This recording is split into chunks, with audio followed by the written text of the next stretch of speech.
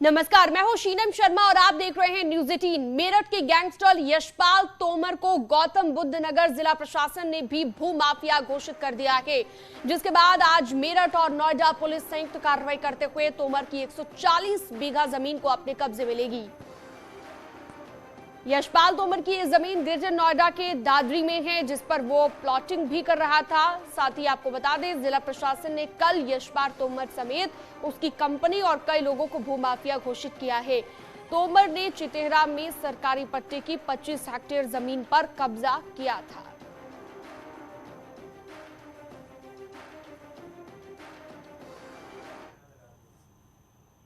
गौतम बुद्ध नगर में जो कुछ कॉलोनाइजर्स जो इलीगल कॉलोनी काट के लोगों को धोखा दे रहे थे, उनको भूमाफिया घोषित करने का निर्णय लिया गया।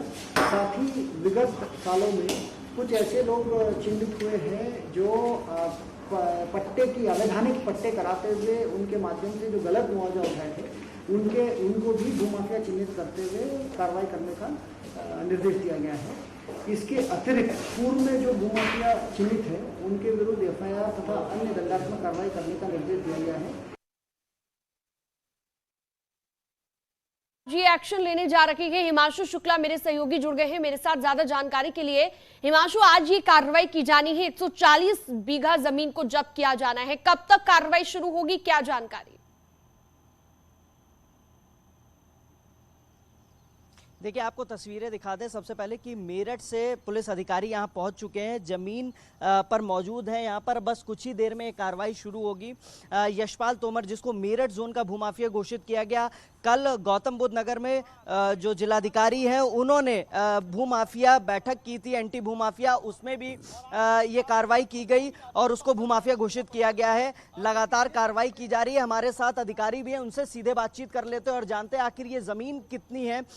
सर, आप लोग यहाँ पहुंचे हैं गौतम बुद्ध नगर में, दादरी में, ये जमीन किसकी है, किसके नाम थी और कितनी जमीन है ये? देखिए, मेरठ में ब्रह्मपुरी थाने में एक गैंगस्टर एक्ट का मुकदमा दर्ज हुआ है, जिसमें यशपाल तोमर नाम का एक बड़ा गैंगस्टर, जो कि एक बड़ा भूमाफिया भी है, वो उसमें मुख्य गैंग लीडर है। तो जब उसके अपराध से अर्जित संपत्तियों की जानकारी की गई तो उसमें संज्ञान में आया कि यहाँ पे जहाँ पे हम लोग खड़े हैं, यहाँ पे इसने अपने 3 नौकरों करमवीर, कृष्णपाल और बेलू के नाम से बहुत सारी संपत्ति अपराध से अर्जित करके उनके नाम करा रखी है। ये हमें पता चला जब हमने इनके बैंक अकाउंट निकाले, करमवीर, कृष्णपाल, बेलू के बैंक अकाउंट में ये पता चला कि ये जो तीनों के बैंक अकाउंट जॉइंट अकाउंट हैं, जिनका सह खातेदार इनका ससुर यशपाल तोमर का ससुर है। जब बैंक अकाउंट के अंदर और डिटेल में देखा गया तो फिर पता चला कि जो कुछ ज़मीनें अथॉरिटी ने अधिग्रहण किया था, उसके जो अधिग्रहण के पैसे हैं वो जैसे ही इनके अकाउंट में आए हैं, वो अगले दिन या सेम डे उसको बड़े बड़े किस्तों में निकाल के और यशपाल तोमर को दे दिया गया था। यशपाल तोमर के भी उसमें ट्रांजैक्शन है। तो इस तरह से एक पता चला हमें कि ये ज़मीनें जो हैं एक्चुअल में यशपाल तोमर की ही हैं, जिसको उसने अपने 3 नौकरों के नाम करा रखी है। सर, ये ज़मीन चिटेहरा गांव में कहाँ है और कितनी कुल ज़मीन है? देखिए, ये विभिन्न जगहों पे है, चिटेहरा गांव के ही कुल मिला के इसका जो टोटल एरिया है वो करीब 135 बीघे के आसपास आपको आएगा। और ज़मीन की कीमत, अनुमानित कीमत कितनी आप लोगों ने आकी है? देखिए, इसकी कीमत आप देख सकते हैं कि बिल्कुल हम लोग दादरी में हैं, तो 100 करोड़ से ऊपर इसकी आप अनुमानित कीमत लगा सकते हैं। सर, कितनी फोर्स भी आपके साथ आई यहाँ पे और लोकल थाने से भी पुलिस अधिकारी मौजूद हैं? जी बिल्कुल, हमारे यहाँ जो परतापुर थाना है वहाँ से और मेरठ पुलिस लाइन से, प्लस उसके बाद दादरी थाने से हमारे पास लोकल फोर्स अवेलेबल है, लोकल एसएचओ भी अवेलेबल है यहाँ पे। ये कार्रवाई अब कुछ ही देर में शुरू हो जाएगी? जी बिल्कुल। देखिए, जाहिर तौर पे ये कार्रवाई अब कुछ ही देर में शुरू हो जाएगी और आपको तस्वीरें भी दिखाना चाहेंगे कि ये क्विक रिस्पांस टीम आई है मेरठ से और इसके अलावा पुलिस के अधिकारी भी मौजूद हैं। लोकल जो गौतम बुद्ध नगर पुलिस कमिश्नरेट है और जो थाना है दादरी, वहाँ से भी अधिकारी मौजूद हैं। तमाम लोग आए हैं। जल्द ही ये कार्रवाई की जाएगी और जो भूमाफिया है उनके खिलाफ ये कार्रवाई, यशपाल तोमर है, करीब करीब बताया जा रहा है 135 बीघा जमीन है और जिसकी कीमत अरबों में यानी 100 करोड़ रुपए से ज्यादा आंकी गई है। फिलहाल अब इंतजार है, कुछ ही देर में यहाँ कार्रवाई शुरू कर दी जाएगी और सभी अधिकारी तैनात हैं यहाँ पे और जल्द ही कागजी कार्रवाई जो अंतिम चरण में है उसको पूरी करने के बाद अब यहाँ पर कुर्क की कार्रवाई शुरू कर दी जाएगी। जी बिल्कुल, तो 140 बीघा जो जमीन है उसे जब्त करने की कार्रवाई थोड़ी ही देर में आप जैसा कि बता रहे हैं कि शुरू हो जाएगी और लगातार इस पर हम आपसे जानकारी लेते रहेंगे। ग्रेटर नोएडा के दादरी में दरअसल ये कार्रवाई हो रही है। इसके अलावा आपसे ये भी जानना चाहेंगे कि ये जो भूमाफिया है वेस्ट यूपी का सबसे बड़ा भूमाफिया है, तो ऐसे में और कौन कौन से मामले इस पर दर्ज है और जैसा कि अब इस मामले को लेकर कुर्की की कार्रवाई शुरू हो चुकी है, कितनी देर में हम समझे कि पूरे तरीके से यहाँ पर कार्रवाई को अंजाम दिया जाएगा?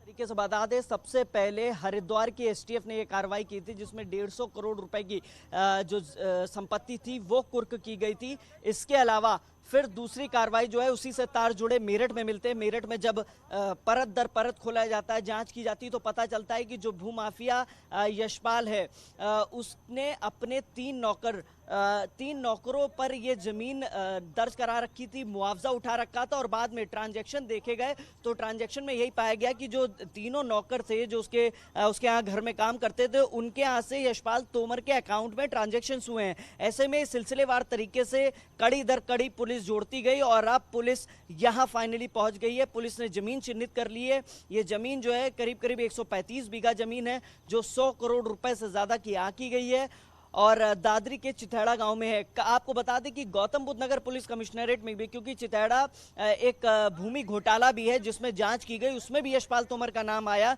ऐसे में कल एंटी भूमाफिया की बैठक की गई और उसमें यशपाल तोमर को भूमाफिया घोषित किया गया। और इसके अलावा अगर बात करें तो मेरठ जोन में जो है यशपाल तोमर को भूमाफिया घोषित किया और अब जो है उत्तर प्रदेश का भूमाफिया घोषित करने की कवायद तेज कर दी गई। फिलहाल आप देखेंगे कि यहाँ पर तैयारी तेज है। माना जा रहा है कि अब से कुछ ही देर में ये कार्रवाई शुरू कर दी जाएगी। अच्छा हिमांशु, जिन नौकरों के नाम पर ये जमीन ली गई थी क्या उनसे भी पूछताछ की जाएगी? क्योंकि ये कार्रवाई आज हो रही है और लगातार तस्वीरें भी आप दिखा रहे हैं, लेकिन क्या उन नौकरों से भी पूछताछ की जाएगी और जिन जिन के नाम पर ये जमीन ली गई अवैध तरीके से जिसे अब कब्जाया जा रहा है उसे लेकर भी आपसे जानकारी चाहेंगे। देखिए, आपको बता दें कि जिस तरीके से मेरठ से यहाँ पर विवेक जी आए हैं जो आईपीएस हैं, उनके नेतृत्व में ये कार्रवाई पूरी की जा रही है और उनका साफ तौर पर कहना है कि 3 नौकर हैं, इन 3 नौकरों के नाम ये जमीन दर्ज कराई थी जो 135 बीघा है।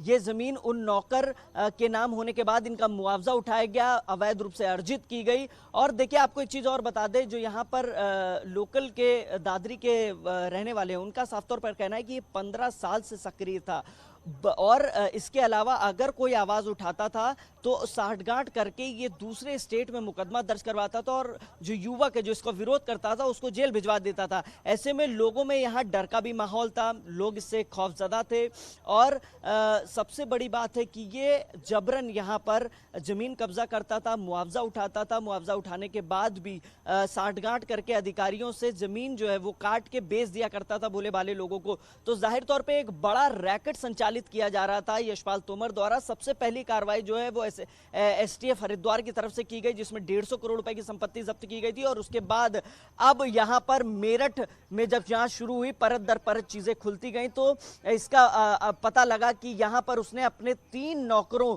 की जो है वो 3 नौकरों के नाम ये जमीन कर रखी थी। आपको तस्वीरों में दिखाना चाहेंगे। देखिए, 135 बीघा जमीन है, ये एक लंबा पैच है और इस पैच पर ही कार्रवाई करने के लिए ये 3 जगह यहाँ पर जमीनें हैं उनको चिन्हित कर लिया गया है।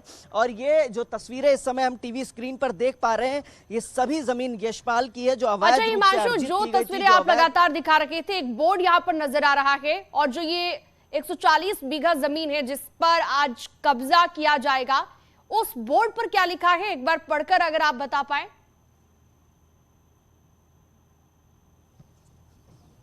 देखिए, हम लोग बोर्ड पे चढ़ते हैं, बोर्ड के पास चलते हैं। सबसे पहले ये देखिए खसरा नंबर लिखा हुआ है, आप देखेंगे 578, 567, 578, ये तमाम खसरे नंबर के जो खसरा नंबर है और रकबा है और कितनी भूमि है। देखिए 0.1520 हेक्टेयर यानी 1520 वर्ग मीटर जमीन हो गया, इसे 2276 वर्ग मीटर, 1897 वर्ग मीटर, इसके अलावा 578, तो यानी यहाँ पे रकबा, खसरा और जितनी भी डिटेल है वो तमाम चीजें बोर्ड पे लिखी गई है बाकायदे, ताकि कोई भी कंफ्यूजन किसी तरीके का ना रहे। इसके अलावा देखिए ये जो बोर्ड है आज्ञा से जिला मजिस्ट्रेट मेरठ, ये जो है ये 3 बोर्ड्स लगाए गए हैं। धारा 14A गैंगस्टर अधिनियम के तहत ये कार्रवाई की जा रही है। और बोर्ड में देखेंगे तो देखिए 3 बोर्ड हैं। अनुमानित देखिए सबसे पहले आपको दिखा दे, कुल रकबा 4.7802 हेक्टेयर है ये। इसकी अनुमानित मूल्य जो है वो करीब करीब 32 करोड़ रुपए की गई है। अब हम आपको दूसरा भी बोर्ड दिखाते हैं। दूसरे बोर्ड में भी ये देखिए कुल जो रकबा है वो 1.9278 हेक्टेयर है, जिसकी अनुमानित कीमत 13 करोड़ रुपए से आकी गई है, 13 करोड़ से ज्यादा आकी गई है। इसी तरीके से ये बोर्ड लगाए गए हैं। यहाँ पर कुल रकबा लिखा गया है, कुल कितनी जमीन है, कितनी जमीन और कितनी अनुमानित कीमत है, ये सभी चीजें मेंशन की गई हैं मेरठ द्वारा। और अब जब ये सभी रकबे और खसरा खतौनी की जांच कर ली गई, देखिए एक खेल और यशपाल तोमर की तरफ से किया गया था।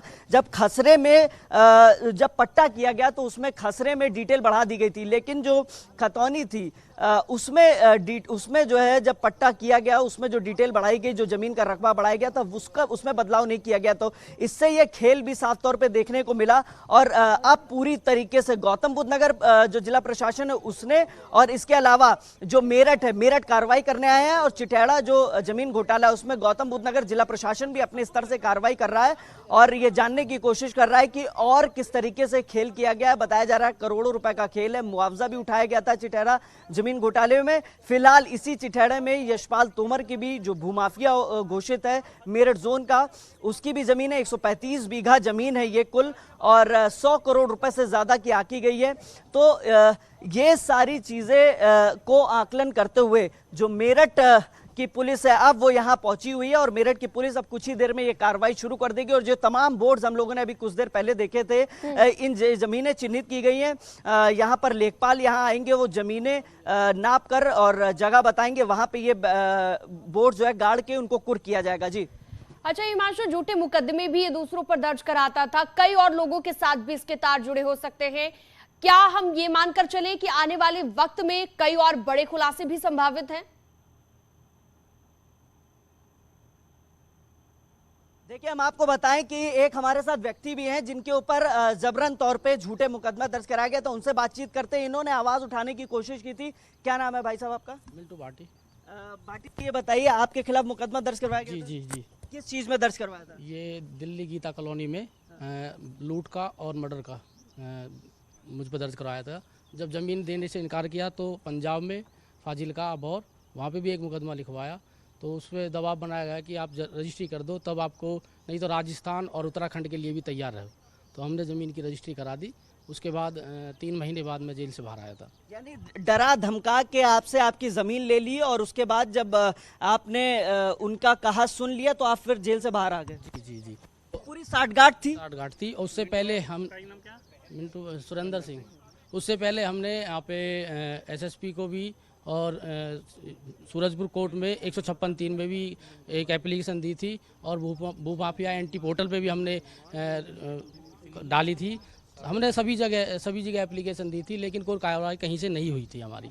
देखिए साफ तौर पे ये पीड़ित हैं और ये यहीं के रहने वाले हैं। अब जब कार्रवाई हो रही तो यहाँ पर मौजूद भी हैं और कहीं ना कहीं अपना दर्द बयां कर रहे हैं कि किस तरीके से यशपाल तोमर जो भूमाफिया है वो लोगों को डरा धमका कर झूठे मुकदमे कराता था। इनके ऊपर भी 2 झूठे मुकदमे लूट के और चोरी के दर्ज कराए गए, और उसके बाद जब इन्होंने वो जमीन रजिस्ट्री करवा दी उसके बाद दिल्ली में भी एक मुकदमा दर्ज करवाया गया था। उसके बाद इनको कहीं ना कहीं रिलीफ मिला और ये जेल से 3 महीने बाद छूटे। आज जब कार्रवाई हो रही इनको जानकारी हुई तो ये यहाँ मौके पर पहुंचे हैं। जी अच्छा, ब्लैकमेलिंग को लेकर भी कई बातें निकलकर सामने आई है हिमांशु, जैसा कि आपने झूठे मुकदमे का भी अभी जिक्र किया और एक शख्स से आपने बात भी की। कुछ और जानकारी आप दे पाए, क्योंकि वेस्ट यूपी का सबसे बड़ा भूमाफिया इसे कहा जा रहा है और कल इसे भूमाफिया घोषित भी किया गया है। तो आज जो है कई बड़े खुलासे और भी हो सकते हैं, ऐसे कई लोग और पहुंच सकते हैं यहां पर जिन पर झूठे मुकदमे इसने दर्ज कराए होंगे।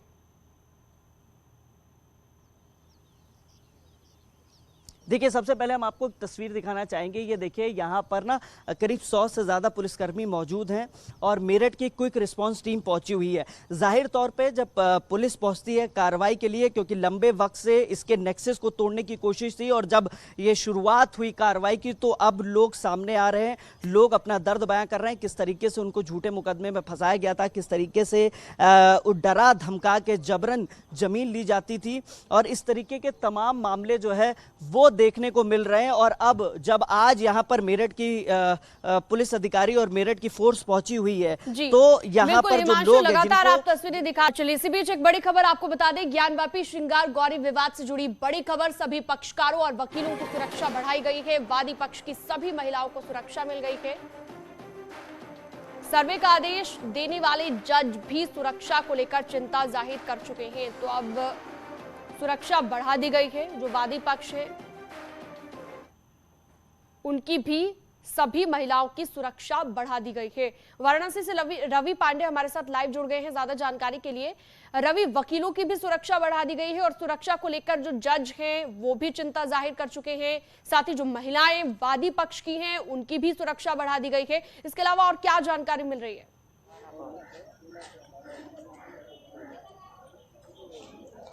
देखिए, कल जब वीडियोग्राफी के फैसले के बाद जो कागज, जो फैसले का जो कागज है वो सामने आया, तो उसमें एक चौंकाने वाला तथ्य सामने आया कि फैसले में बकायदे जज रवि दिवाकर ने ये लिखा हुआ था कि इस मुद्दे को, इस साधारण मुद्दे को असाधारण बना दिया गया है, जिसके कारण डर का एक माहौल हो गया, और उस डर के माहौल से मेरा परिवार मेरी चिंता करने लगा और मुझे अपने परिवार की चिंता है। इस जज के इस बयान के बाद, जज के इस फैसले बात के बाद जिला प्रशासन में खासा हड़कंप मचा हुआ, और उसके बाद से वकीलों की सुरक्षा बढ़ा दी गई है। और इसके साथ ही जो 5 मुख्य वादी महिलाएं हैं उनकी भी सुरक्षा बढ़ा दी गई है। उनको घर में ही रहने की हिदायत दी गई है। घर से बाहर यदि निकलती है तो प्रशासन को बाकायदे सूचना देकर निकलेंगी। इसके साथ ही एक बंदूकधारी सुरक्षा कर्मी उनके घरों के बाहर लगा दिया गया है। और यही नहीं, शांति और सौहार्द बनाए रखने के लिए पीस कमेटियों से लगातार बात चल रही है। कल वीडियोग्राफी संपूर्ण कराने को लेकर बीच में हमने ये भी देखा था कि एक वादी जो थी उसने ये भी कहा, ऐलान कर दिया था कि वो वापस ये मुकदमा ले लेगी। तब से ही इस तरह की आशंकाएं शुरू हो गई थी कि हो सकता है किसी तरह का डर जो है मन में हो। बहुत शुक्रिया फिलहाल आपका रवि पांडे, तमाम जानकारी के लिए।